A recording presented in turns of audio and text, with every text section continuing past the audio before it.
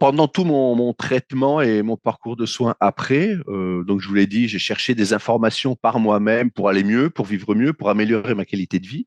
Et des amis m'ont dit, mais tu peux pas garder ça pour toi, il faut vraiment que tu le partages avec d'autres malades, voire monter une association.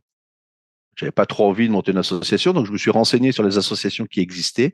Et la seule qui avait à l'époque, France Colomb, a mis la clé sous la porte en 2019. Donc là, il n'y avait plus rien, mais j'entendais dire qu'une une association, Patients en réseau, allait monter une initiative qu'ils appelleraient Mon réseau cancer colorectal. Du coup, ça devait être monté en juin, juillet 2020, en plein Covid. Donc, c'était un petit peu compliqué. Et ils ont fait le lancement officiel en mars 2021.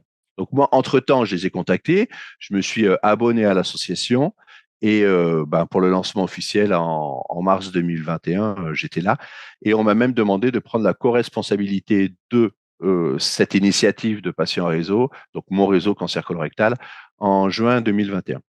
Donc là, ce que je fais, c'est les réseaux sociaux privés de l'asso. On est entre malades, on se pose des questions, on monte des groupes, on monte des cafés de discussion entre nous pour s'aider. C'est vraiment écouter, aider, accompagner les malades. C'est l'ADN, même si j'aime pas tellement le terme de l'association. Et puis surtout, je vais intervenir sur ou des événements comme aujourd'hui. On est en plein Mars bleu, donc dans beaucoup d'événements grand public pour expliquer ce qu'est le dépistage, pour faire de la prévention. Et j'interviens sur aussi des salons. Ou scientifiques ou grand public justement pour expliquer ce qu'est le cancer colorectal, pour expliquer ce qu'est le dépistage, pourquoi il est important de faire le dépistage et tout ça.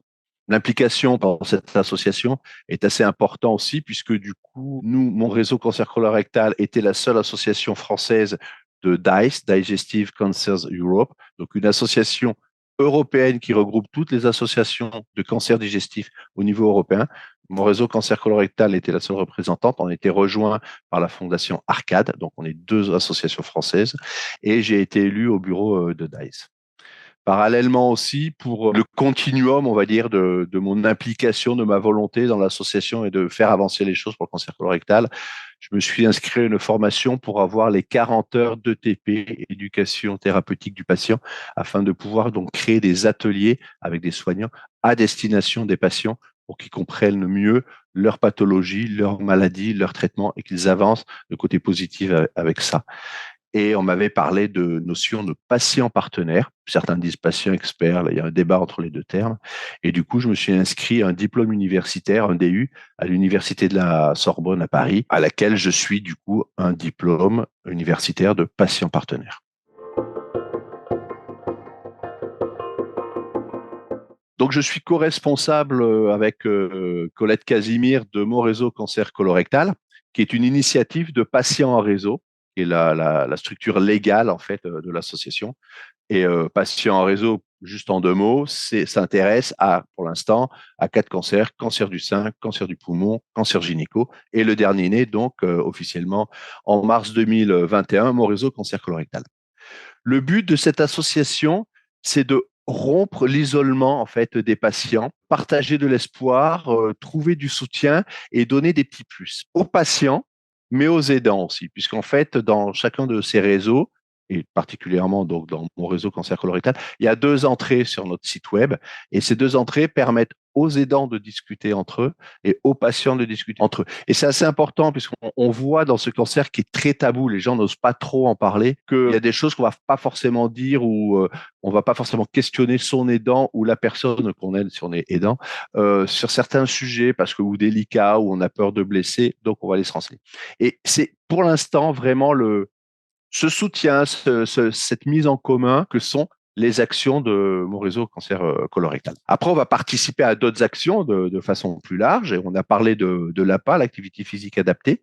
Donc, comme on est une association virtuelle, entre guillemets, sur les réseaux, sur l'ensemble du territoire français, francophone d'ailleurs, puisqu'on a des Belges, on a aussi des Luxembourgeois et des Suisses qui sont présents, on n'a pas de lieu physique pour créer quelque chose.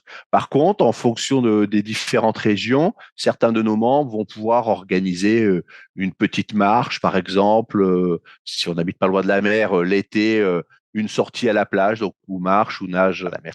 Et par contre, sur l'action Mars Bleu actuellement, cette année, avec DICE, donc Digestive Cancers Europe, on a cofondé une application qui s'appelle StatUp, qui va permettre de enregistrer le nombre de pas que vous faites dans une journée. Ce nombre de pas va être transformé en jetons et ces jetons, après, vont être transformés en argent trébuchant qui sera reversé dans les associations, aux associations qui participent au projet, donc aux associations membres de DICE, comme je l'ai expliqué tout à l'heure. Après, effectivement, ça serait idéal qu'on puisse organiser des événements sportifs, adaptés évidemment en fonction de chacun pour faire justement cette activité physique dont on parlait. Il y a des initiatives dans différentes villes de France. Il y a par exemple des sports adaptés, le rugby adapté.